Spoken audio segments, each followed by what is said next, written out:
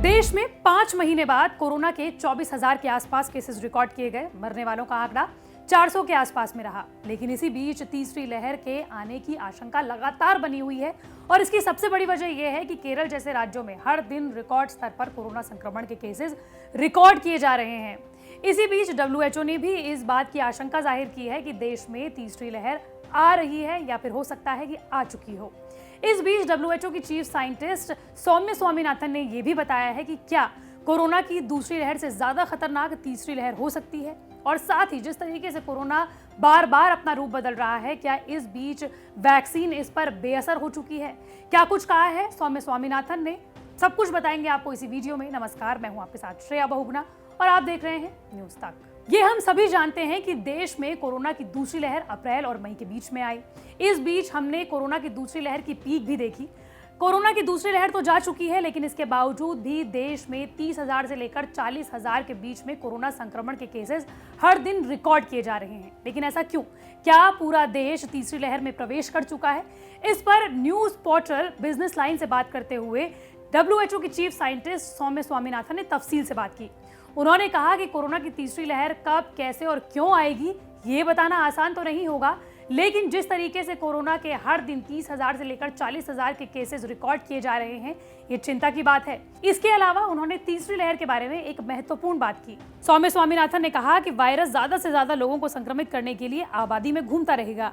जिन राज्यों में केसेस बढ़े हैं वहां कोरोना संक्रमण ऊपर नीचे होता रहेगा। हालांकि अब तक की स्टडी से ऐसा लग रहा है कि कोरोना की तीसरी लहर दूसरी लहर जितनी घातक नहीं होगी। हालांकि WHO की चीफ साइंटिस्ट सौम्या स्वामीनाथन ने यह भी कहा है कि जो फैक्टर कोरोना की दूसरी लहर में कोरोना को घातक रूप देने में कामयाब रहे, वो फैक्टर अभी भी देश में घूम रहे हैं।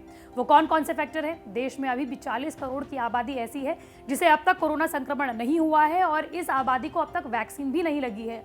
दूसरा फैक्टर यह है कि कोरोना बार बार अपना रूप बदल रहा है और तीसरा फैक्टर है देश में अनलॉक की प्रक्रिया शुरू हो चुकी है। एक बड़ी आबादी बाजारों में आ चुकी है। भीड़भाड़ वाले इलाकों में अब ज्यादा भीड़भाड़ देखी जा रही है और ऐसे में कोरोना की तीसरी लहर घातक भी साबित हो सकती है। हालांकि सौम्या स्वामीनाथन ने एक बात बहुत महत्वपूर्ण और जोर देते हुए कही है कि कोरोना की तीसरी लहर दूसरी लहर से ज्यादा घातक इसलिए साबित नहीं हो सकती क्योंकि Indian council of medical research यानी कि ICMR के सीरो सर्वे में यह अब साफ हो चुका है कि देश की 65% आबादी को कोरोना होकर ठीक हो चुका है और इन लोगों के शरीर में रोग प्रतिरोधक क्षमता कोरोना के खिलाफ उत्पन्न हो चुकी है। इसके अलावा दूसरा फैक्टर यह है कि देश की 30% आबादी को अब तक कोरोना के खिलाफ एक डोज वैक्सीन की लग चुकी है। हालांकि अभी भी 10% से कम आबादी ऐसी है जिसे कि कोरोना के खिलाफ वैक्सीन की 2 डोजेज लग चुकी हैं। लेकिन उनका ये कहना है कि जिस तरीके से देश में सीरो सर्वे में ये पाया गया है कि 65% आबादी को रोग प्रतिरोधक क्षमता उत्पन्न हो चुकी है कोरोना के होने के बाद, तो ऐसे में ऐसा लग रहा है कि तीसरी लहर कम घातक साबित हो सकती है। हम आपको कई वीडियोस में ये बता चुके हैं कि कोरोना के खिलाफ रोग प्रतिरोधक क्षमता शरीर में कैसे उत्पन्न होती है। इसके 2 तरीके होते हैं। पहला तरीका, जब देश की एक बड़ी आबादी को वैक्सीन की दोनों डोजेज लग जाएं या फिर एक डोज तो कम से कम लग जाए, और दूसरा तरीका ये होता है जब देश की एक बड़ी आबादी को कोरोना होकर ठीक हो जाए और उनके शरीर में अपने आप रोग प्रतिरोधक क्षमता उत्पन्न हो जाए। तीसरी महत्वपूर्ण बात जिस पर सौम्या स्वामीनाथन ने बात की है वो मुद्दा है कि भारत, ब्रिटेन, अमेरिका, इजराइल ऐसे देश हैं जहां पर दिसंबर से लेकर जनवरी से वैक्सीनेशन प्रोग्राम शुरू हो गया था।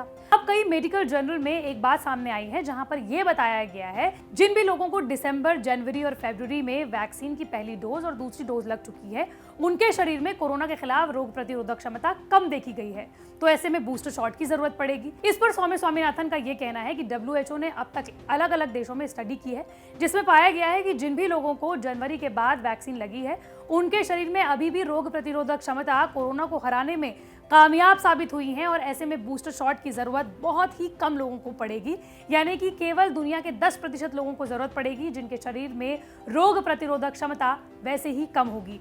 ऐसे में बूस्टर शॉट के बारे में देश को नहीं सोचना चाहिए क्योंकि अभी भी देश की एक बड़ी आबादी ऐसी है जिसे कोरोना की दूसरी डोज नहीं लगी है।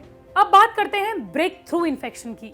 हम आपके लिए ब्रेक थ्रू इन्फेक्शंस पर कई वीडियोस ला चुके हैं। कुछ दिनों पहले महाराष्ट्र से ऐसे 3 केस सामने आए थे जहां लोगों ने कोरोना के खिलाफ वैक्सीन की दोनों डोजेस लगा ली, उसके बावजूद भी उन्हें कोरोना वायरस हो गया।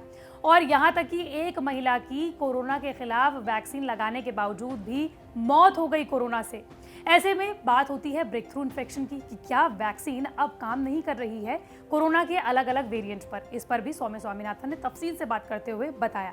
सौम्य स्वामीनाथन ने कहा कि हमें ये बात समझनी होगी कि वैक्सीन का प्रमुख काम होता है कोरोना के गंभीर लक्षणों से बचाना। अब तक जो भी लोग कोरोना के गंभीर लक्षणों की वजह से अस्पताल पहुंचे हैं वो अनवैक्सीनेटेड है। वैक्सीन का काम कोरोना संक्रमण से बचाना नहीं बल्कि उसके गंभीर लक्षणों से बचाना है।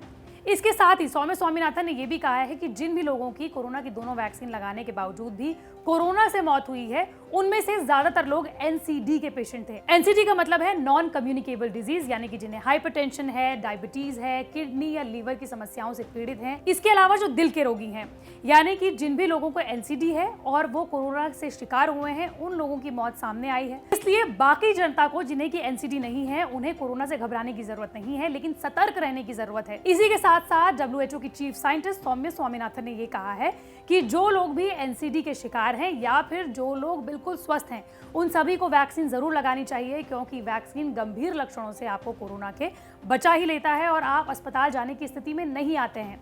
इसके अलावा आप वैक्सीन तो लगाए हैं, लेकिन आपको 3 चीजें फिर भी ध्यान रखनी है। पहला, फेस मास्क लगाए रखना है, आपको अपने हाथ बार बार धुलते रहना है और सोशल डिस्टेंसिंग का पालन करना है। जरूरी ना हो तो अपने घरों से बाहर बिल्कुल ना निकले। मंडे टू फ्राइडे मैं इसी तरह के वीडियो आप तक लाती रहूंगी। अगर आप भी किसी टॉपिक के बारे में जानना चाहते हैं तो कमेंट बॉक्स पर जरूर बताएं।